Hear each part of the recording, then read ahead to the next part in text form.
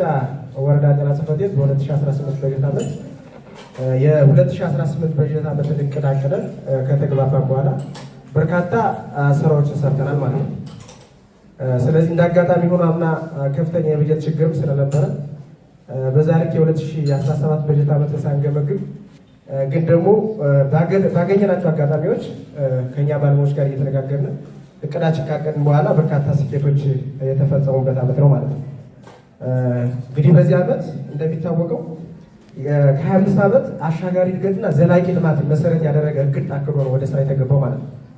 ስለዚህ ከዛ የተቀዳ የ5 ዓመት እቅድ አለን። ከ5 ዓመት የተቀዳ ደግሞ የ2018 አንኳር እቅድ ነበረን ማለት ነው። ስለዚህ ይህንን ስንሰራ በተለይ ዘላቂ ልማት ሲባል የማህበረሰብ ተጠቃሚነት የሚያረጋግጡ ከጤና ተቋማት አኳያ በተለይ የግንባታ ስራዎች ላይ መሰረት የተደረገ የሰው ኃይል ስምሪት ለማሟላት በተመሳሳይ ጥረት የተደረገ ስራ ተሰርቷል ማለት ነው። መጀመሪያውና ትልቁ ነገር ዛሬ የተገናኘንበት ዋናው ዓላማ የ2018 በጀት ዓመት አጠቃላይ የስራ አፈጻጸም እንቅስቃሴን ለመገምገም ነው። በሁለተኛ ደረጃ የ2019 በጀት ዓመትን አጠቃላይ የእቅድ ትውውቅ ለመስማትና ሰጥቶ ብቻ ሳይሆን ወደ ተግባር ሊቀይር የሚችል የውይይት መድረክ እንድናካሄድ ነው።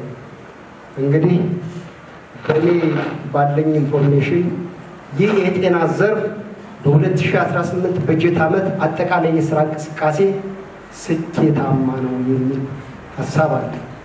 ለምን ካላችሁ በተለያየ ጊዜ የተለያየ መድረክ ፈጥረን የእናንተን የስራ እንቅስቃሴ ገምግመን ዞኑን በሰጠን ፊድባክ አማካኝነት ሰሜን ሜጫ ወረዳ ኢንፍሮንት ኦፍ ዘ አዘር ከሌሎች ፊት ስለሆናችሁ እንኳን ደስ አላችሁ ማለት ትፈልጋለሁ።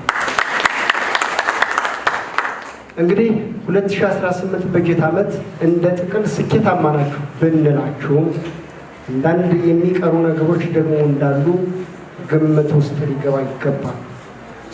እነዚህ የሚቀሩ ነገሮች ምንድን ናቸው የሚለውን በሀሳብ በደንብ መወያየት፣ ሀሳብ መስጠት፣ ለችግሩ ደግሞ ችግር መምዘዝ ብቻ ሳይሆን መፍትሄ ማመንጨት ኃላፊነት ከእናንተ ስለሚጠበቅ ይህንን መድረክ ባማረ በደመቀ ሞቅ ባለ ሁኔታ ሀሳባችሁን ሰጣችሁ እኛም በሀሳቡ መጨረሻ ላይ ማጠቃለያ ተገኝተን ተግባብተንበት ለመሄድ ምቹ ሁኔታ እናመቻቻለን የሚል ሀሳብ አለ።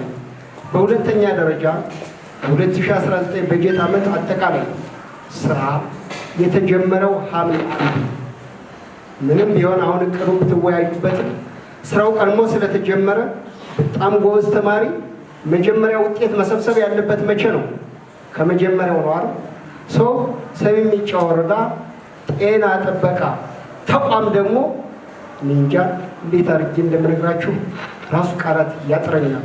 እኛ ከምንላችሁ በላይ እኛ እቅድ ከሰጠናችሁ በላይ እናንተ አልቃችሁ የሚሰሩ ጀግናና ታታሪ ሰራተኞቻችን ስለሆናችሁ እችን እቅድ በደንብ አድርጋችሁ ቅምር አድርጋችሁ ከ100% በላይ ፈጽማችሁ የሰሜን ሜጫ ወረዳ አጠቃላይ ማህበረሰብ በሚያኮራ መንገድ እንድንገናኝ አደራ እያልኩ መድረኩ በይፋ የተከፈተ መሆኑን ማብሰር እፈልጋለሁ።